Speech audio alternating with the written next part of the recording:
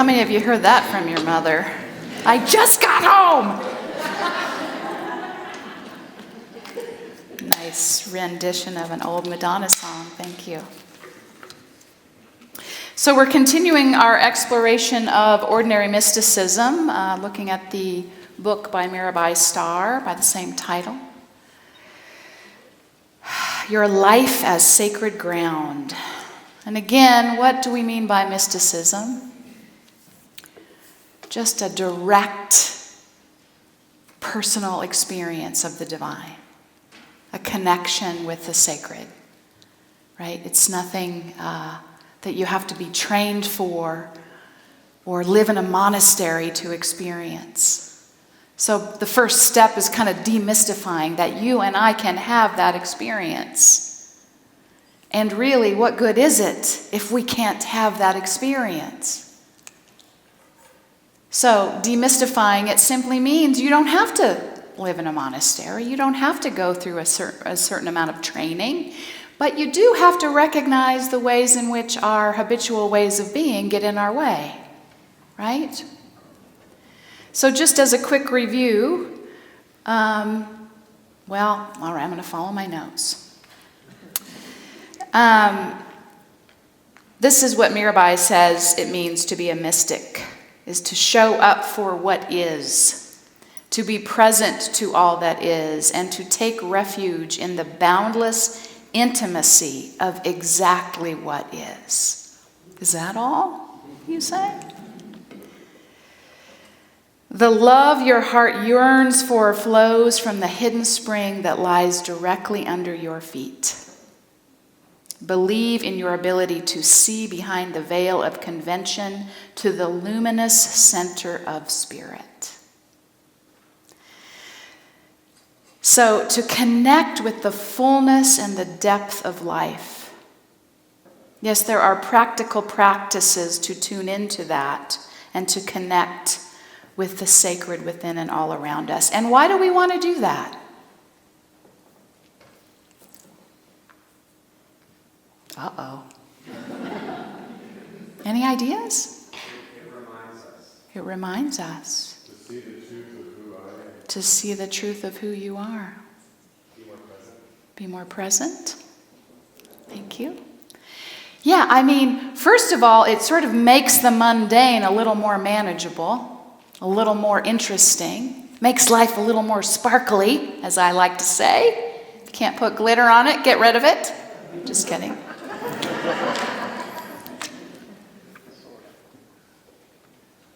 It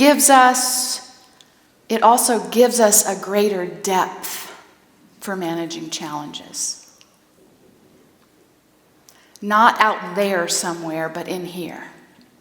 And it's usually when life challenges us, right, that we finally figure that out. When we let go of all the ways in which we think we need life out here to be a certain way in order for us to be okay. Even on some level, we need God to be a certain way in order for us to be okay. So the other great piece of this, so it's for us for sure, right? To sometimes you go through the motions and you think, this can't be all there is. This is all there is. I do this, I do this. It's like the mom coming home saying, I just got home, for God's sake. So it connects us with something that's a little more meaningful, a little more purposeful in our own self. And it also then makes way for us to experience and express the divine in the world right here, right now. And I don't know about you, but it is needed. And so it's coming, though, not from a few people in a cathedral, but from us. And if we don't believe that, how well is that going to go? So do you believe it? Yes. All right. I'm going to stop bitching at you then. Here we go. By way of review, if you're like, hey, I haven't been here all month, what are the first steps? Because we're on number 3. It's okay. I'm going to give you a quick review. Liz, I left the clicker right down there. Thank you. The first set is just to set your attention. You just set the intention to uncover the jewels buried in the heart of what already is. To say, there's more than I see, there's more than I do, that I think, that I feel. There's more to this. I'm going to set an intention to notice it. Number 2, intention. Number 1 was intention. Number 2 is attention. Now that we've set our intention to do that, we're going to pay closer attention to how it shows up. We might go outside on the full moon. We might go on a hike and actually be present. Put our phone down. Stop thinking about what happened 3 years ago, right? Be paying attention to what is and the ways in which the divine is beckoning for us to pay attention. I'm getting more and more convinced this may be the actual answer to the crisis we are in. People have said this is a spiritual crisis. What does that mean? It means we are not connected to the fullness of spirit as a human race, right? So number 3, get ready for it. Surrender. Ugh! A letting go of how life has to be in order to be with it as it is, and unfortunately as we are. That was a joke. It's not. I shouldn't joke about that because it's really important to be with ourselves as we are.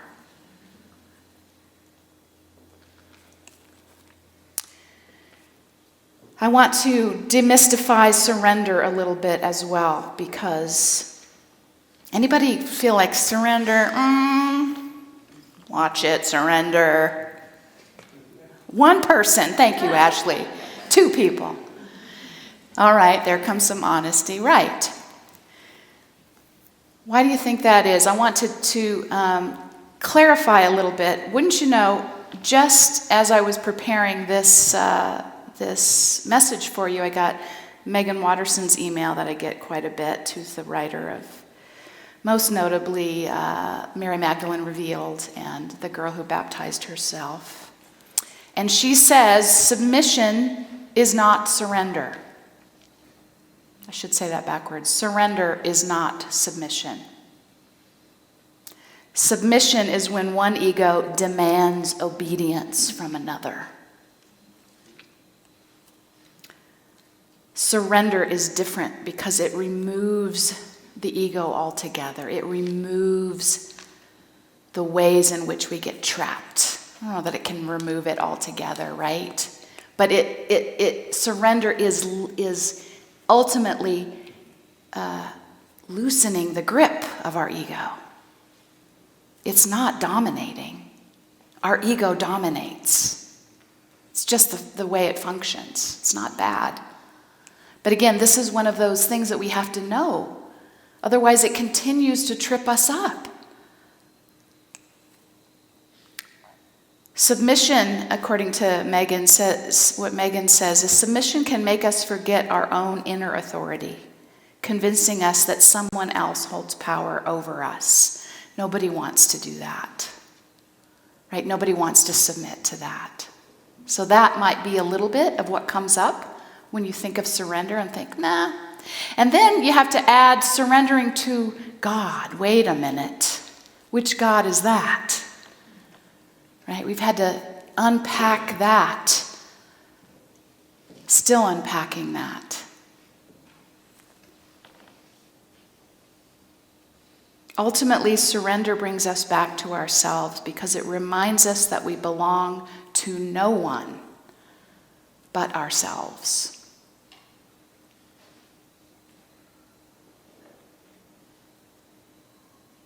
How does that land? Good, okay.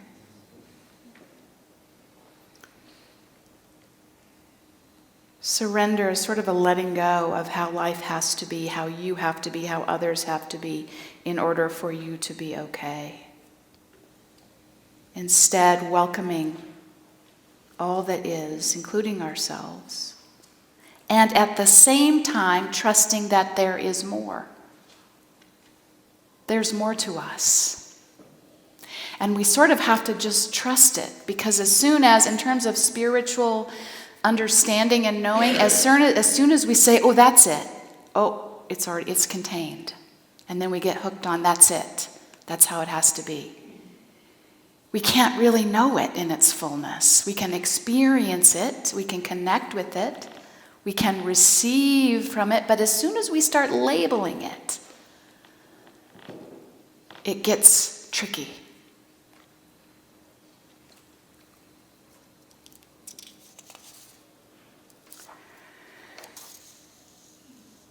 So it's kind of a paradox of sorts. In order to know the depth of us, we have to let go of who we think we are. We have to let go of the stories and the masks and the roles and the identities in order to get at what's under there. Now, it doesn't mean we just say, forget it, I'm not your mother anymore. Nice try.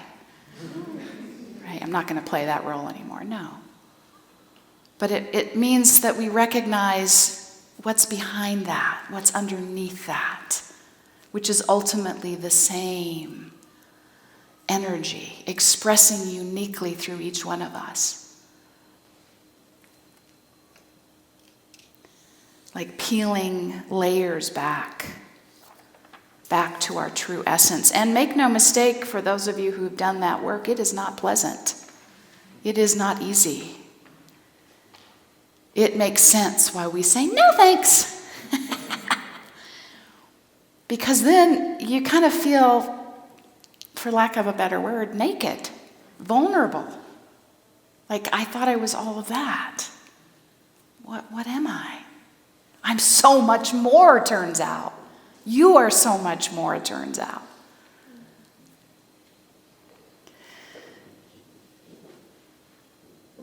Oftentimes, surrender comes via utter exhaustion, heartbreak, death, blinding pain, near disassociation, where we literally, there's nothing more we can do but say, help me, show me, lead me. And I'll be damned if it doesn't. Sometimes it shows you things that are very tender, that need your love, that need your attention. In fact, love is, we sing about love, we say God is love. It's not a feeling. I mean, we experience that and it's lovely. But this love we're talking about here is all-encompassing. It holds no record of right or wrong. It does not forsake you.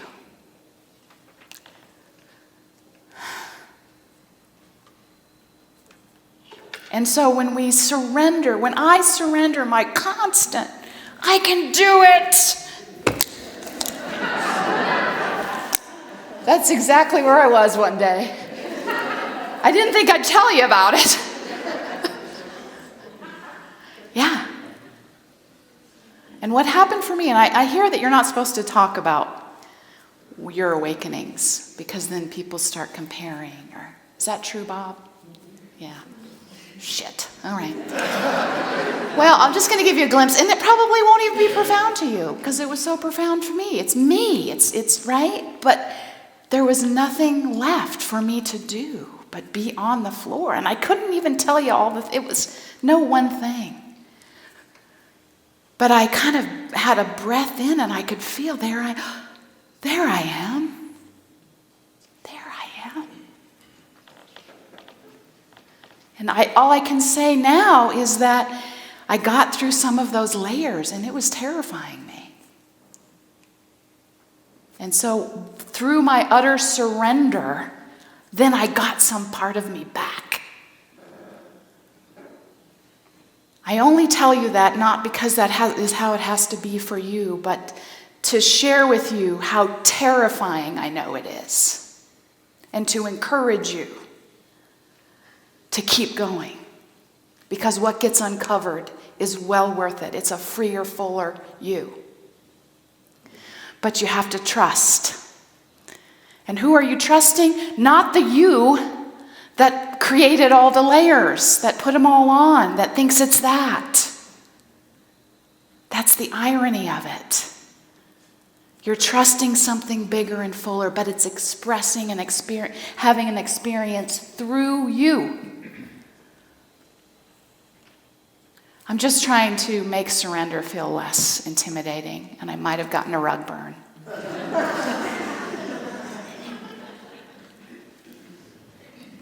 When I first came to Unity, one of my metaphysics teachers, Reverend Tom Thorpe, used to say, just let God be God in you. Easy for you to say, Tom.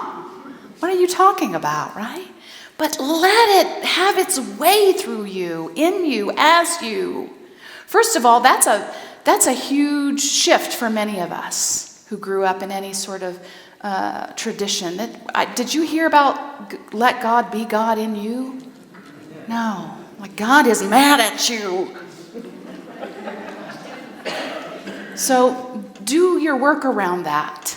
If it's not God, call it whatever it is, but let it have its way through you, and that does require some surrender, doesn't it? Because there is always a part of us that says, I don't think God knows what's up. God doesn't know what's up for me. Like he doesn't know. I can't even talk like that. As soon as I do that, I've made it into you know what I've done. But how easy it is. What was I saying before I said that? Let God be God in you. It was really good, obviously. Well, I'm just acknowledging that religion, again, has done a disservice by sort of insisting that we surrender to an all-powerful God because we are insufficient and inherently wrong. We're not, but boy, we sure sell ourselves short. Most particularly by not knowing and tending to and expressing that divine essence, which is then it expresses through our unique purpose in the world, which the world needs.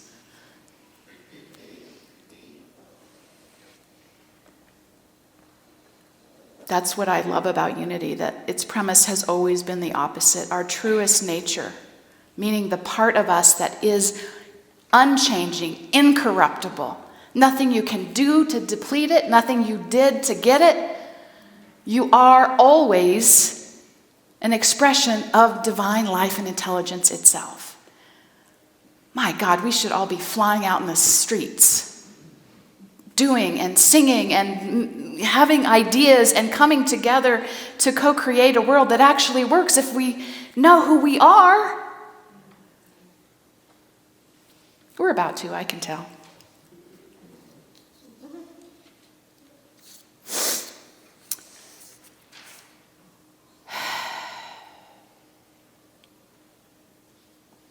Back to Megan Watterson's surrender is not submission. She says this, because emotionally, I couldn't untangle the two. Surrender has felt like submission.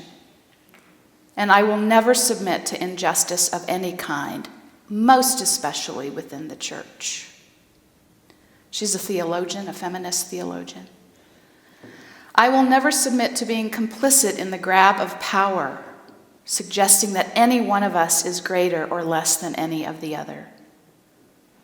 For me, surrender is a deepening inward. It's handing the ego over to this warmth, this love, this presence, pressing against the backside of my eyes as I write this. There is a presence within us, and if we pay the littlest bit of attention, it says, hello. It's not dominating. Welcome. I've been waiting.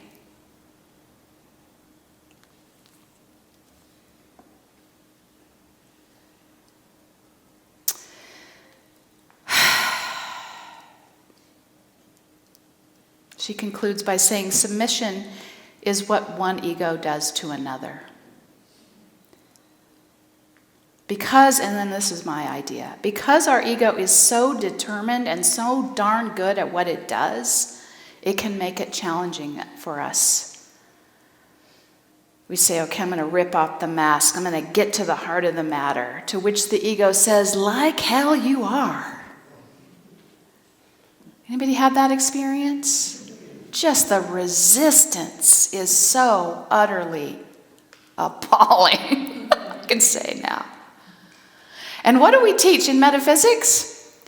What we resist persists. Yep. Isn't that fun? So you don't want to look at it. You don't want to deal with it. You want to resist seeing it. Usually what happens is everyone else can see it. It gets bigger and bigger until finally someone either says or something happens and you say, let me look at this. Let me be willing to look at this. And my experience is the resistance was way more painful than what was actually under there. It's a little word to the wise there. If you can ease the resistance. So how do we welcome surrender? Never to be contained by our human limitation, the divine has imbued itself in all of creation, and when we tune in, it slows us down and reminds us that we are part of something larger. We do not have to do it alone, bear it alone, know it alone.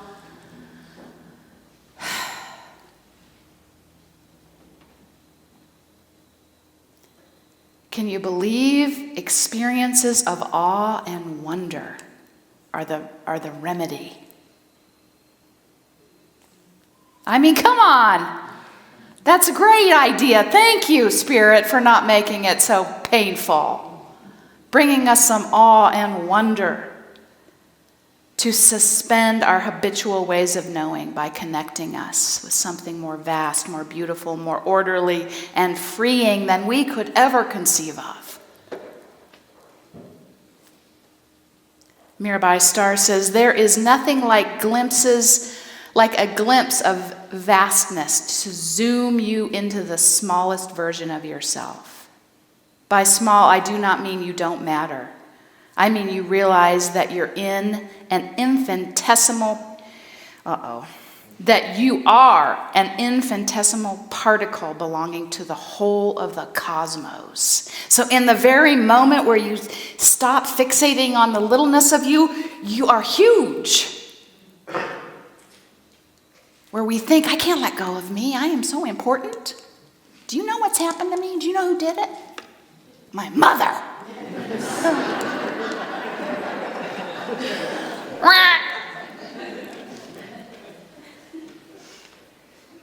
Lying beneath a clear night sky in August while the Perseids shoot across, hiking a waterfall in the jungle, jumping off a cliff into a volcanic pool, listening to the crashing waves in a storm. Nature is a belly dancer revealing her magnificence veil by veil.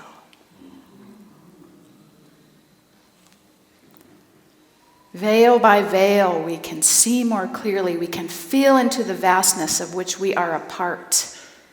In a flash, our cares and concerns cease to exist, and the small egoic self recedes and feels part of something much larger. So I encourage you to just think about that for yourself. The places and the spaces that do that for you, where you can connect with that vastness. Where you can, and let's just be honest, it's harder. There's pavement everywhere.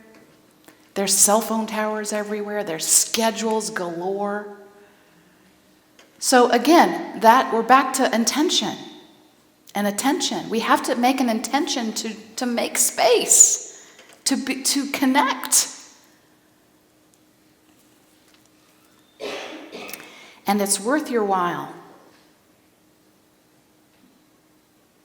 As Mirabai says, the strangest thing about such moments is that when we engage in them, we are actually happy to feel our own nothingness for a moment. It's a relief. It's time well spent. So I see that as being, we're actually wired for surrender. And the environment is wired to help us. Listen to this final quote, and then we're going to have an experience of this. Neuroscience, this is from Ordinary Mysticism. Neuroscience tells us that when we experience awe, our default mode network, DMN, grows quiet. Ooh! This network is the seat of the monkey mind, that habitual mental impulse that chases after every banana of thought that pops up.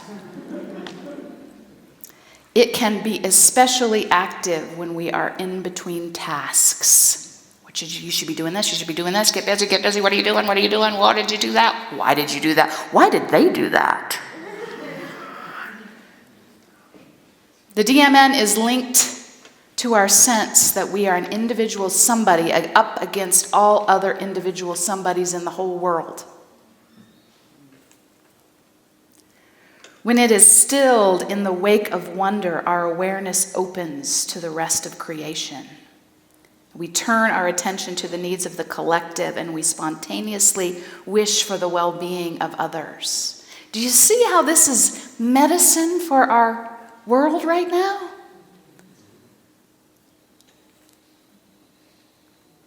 The compassion awakened in the heart of the amazed is not fluffy. It is a deep, still pool. Studies show that people who experience awe have an increased capacity for critical thinking. At the same time that your empathy is stimulated, your BS detectors are lit up. BS is not a technical term. Okay. You are less likely to be manipulated by empty arguments and political rhetoric. When your mind is blown and your heart expands, your humility deepens. Not only does awe diminish the ego, but it slows down time. So we are catapulted into the present moment, which is all there ever is. And it's where we actually have the capacity to make a difference. All the meditation practices in the world may not yield the power of presence into which you plunge when you stand on the gorge bridge and gaze down at the Rio Grande far below, or ski fresh powder, or surf a monster wave. Obviously, this is not for us. I mean, the other thing, some of you might be surfers and still skiing. God bless you. But the other thing that does it is natural experiencing the naked human experience, right? Be that childbirth, be that lovemaking, be that death. Those really vulnerable, intimate experiences where we go, there's something more. Wow. Here comes life. Here goes life. Here's this intimacy. And that, by the way, that intimacy, that I don't know who said it, but into me I see, that's what we're talking about when we talk about mysticism. We're not talking about being intimate with the divine. That sounds weird. No, guys, that's not what we're talking about, right? We're talking about how it helps us see deeply into ourselves.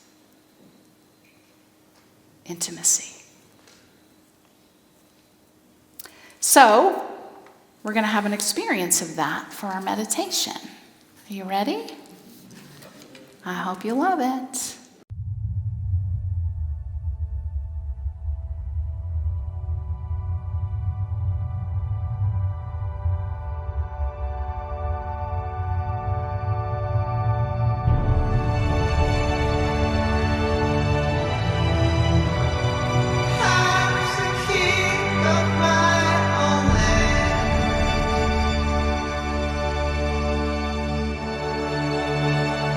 Facing 10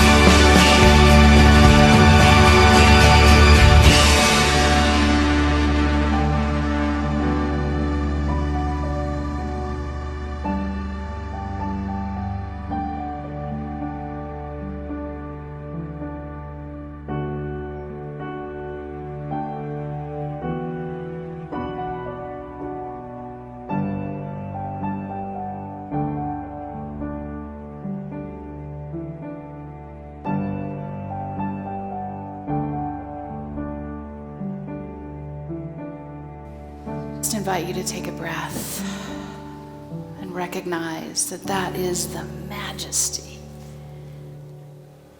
that we are living in. This planet,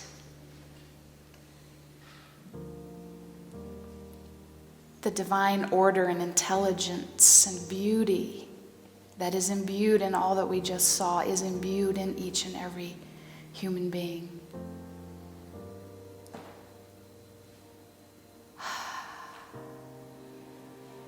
So let us give a moment of thanks and reflection for our ability to grow into the fullness that we are as both human and divine.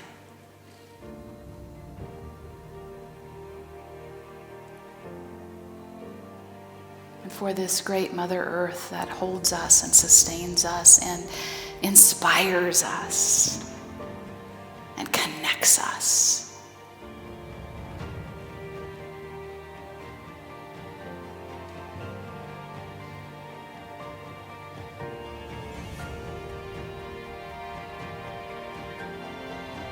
May we each move forward this day looking for these sort of random acts of awe to connect us, to rejuvenate us, to renew us,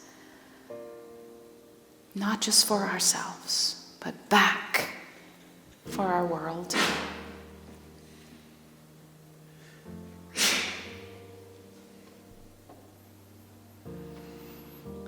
Just invite you to take a breath, and for all that we've experienced today, for this invitation to surrender the idea that we are, ever have been, or ever can be alone.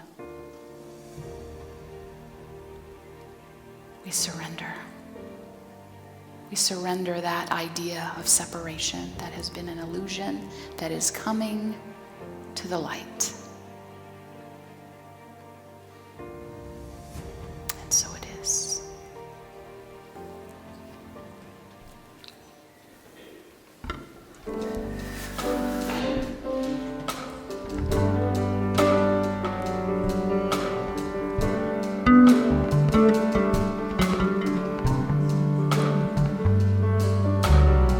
You taught me everything and everything you given me. You always kept it inside. You're a driving force in my life.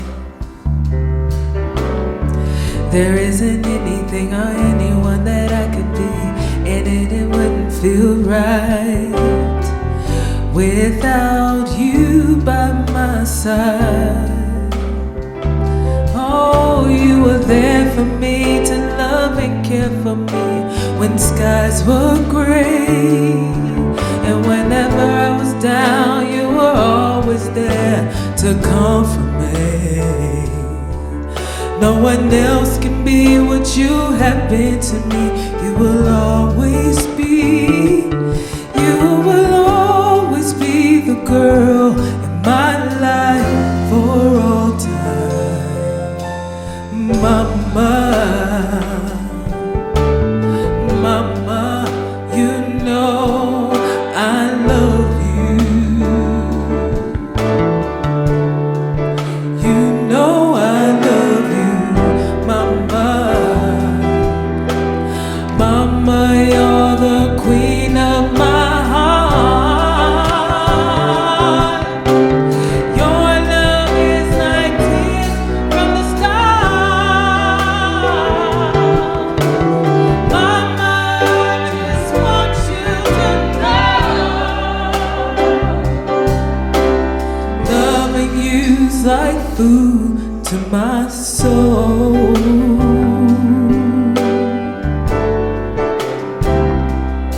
To my soul.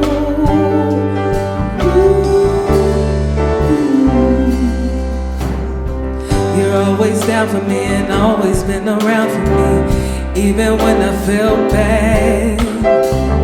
You taught me right from my wrong. Yes, you did. And you took up for me when everyone was down for me. You always did understand. And you gave me strength to go on.